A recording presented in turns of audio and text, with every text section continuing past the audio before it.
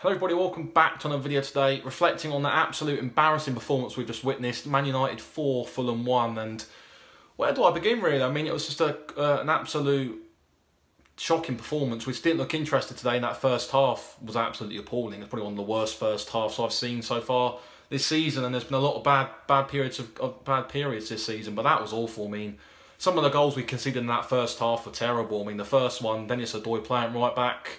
Was it down to Cyrus Christie being tired, or did Ranieri just want to rotate it a bit more? I'm not too sure really. Tim Ream started at centre half as well, which is just shocking really. I don't think he's a Premier League player in my opinion, and I don't think he's good enough to play in this league. I do expect him. I would let him go in January. Done well for us last year, but some of these players we've kept on, the step up to the Premier League has been a bit too much for them, and unfortunately we've got to stick with them till January. But you can see with that first goal, Dennis Odoi letting Ashley Young come inside onto his right foot too easily, and it was a good finish from Ashley Young. He drilled it well into the top corner. The second goal again was sloppy defending, little cut back to Mata, who came running into the box. He had a simple finish as well, and even the third goal from the corner wasn't great as well. Simple tapping for Lukaku in the end.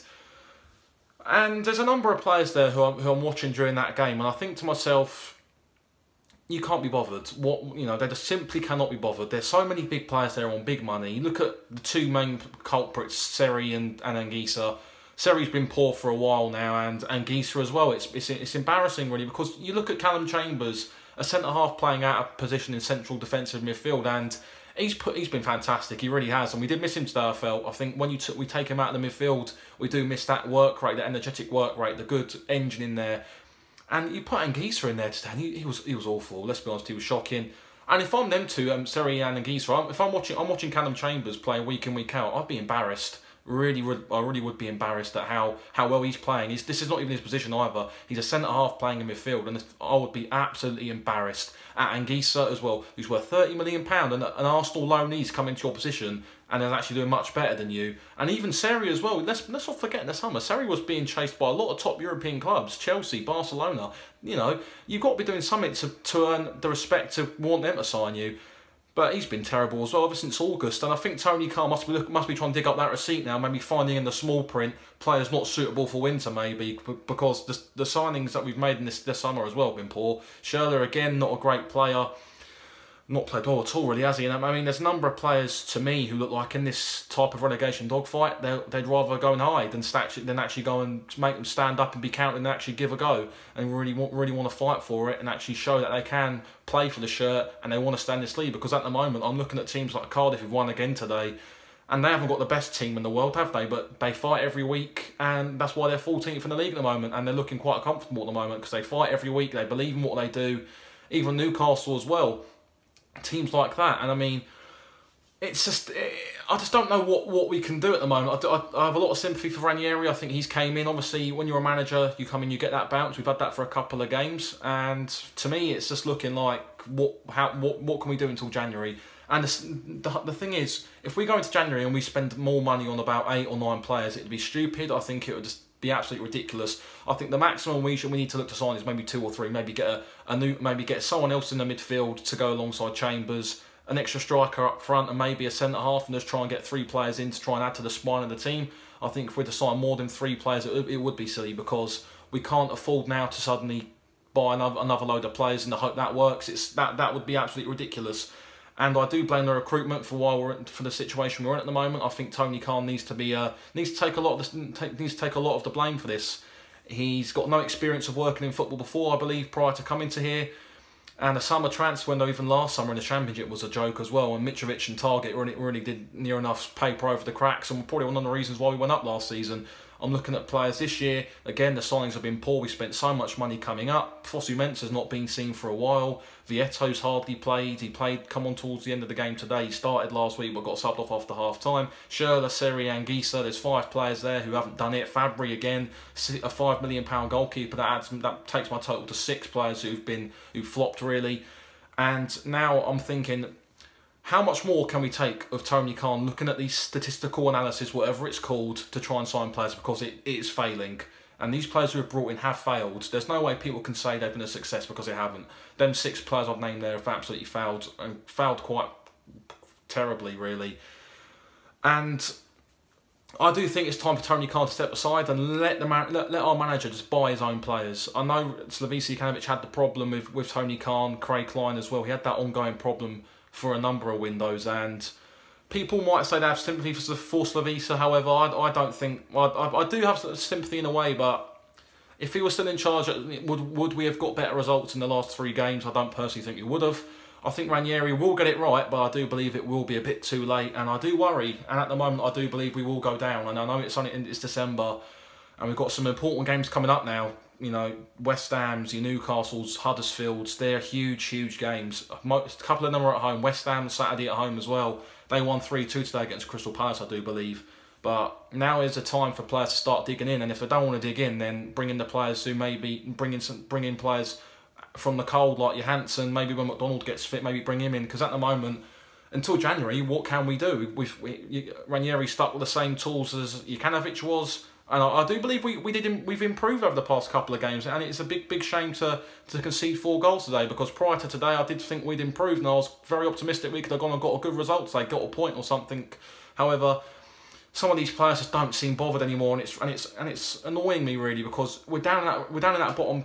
You know, we're in that relegation scrap for a reason, because we've not been good enough. The players are more than capable of getting themselves out of it if they can adapt themselves and actually put their minds to it, but they don't want to, and if they don't want to, then there's no future for them at this club. We pride ourselves at Fulham for being a good club with players who work hard and play for the badge. And if you're not going to do that at this club, then there's only one place you're going, and it's out the door. And if these players don't want to play for this team anymore, and they don't want to turn up, and they're not interested anymore, then step aside and let some players play. Let the players who've not been playing much, who do care, let them play, because it is getting pathetic now. And this isn't the first time we've seen this. Huddersfield was an embarrassment. That was pathetic as well. We didn't even turn up that night, and it's getting on my nerves really, because there's a lot of supporters who care about this club, and a lot of supporters who are there, who've been through these terrible times in the past 4 to 5 years, myself included, and we've seen some absolute terrible things happen to this club, almost going down to League One.